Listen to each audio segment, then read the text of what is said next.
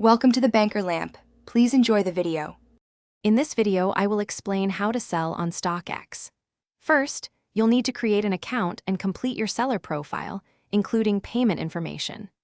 It's crucial to understand the selling fees, which depend on your seller level and the item's value. Always ensure your item is brand new, unworn, and comes with all original accessories, as StockX only accepts dead stock condition items.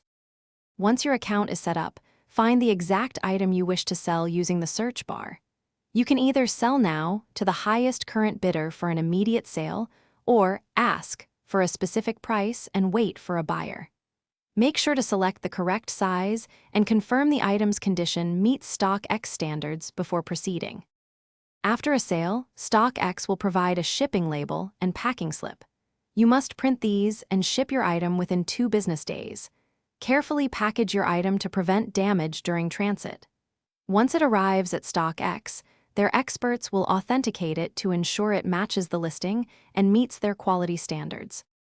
Once your item passes authentication, StockX will process your payment. You can choose your preferred payout method, such as PayPal, bank transfer, or even a debit card. Funds are typically released within a few business days after authentication. You can always monitor the status of your sale and pay out directly from your StockX account dashboard.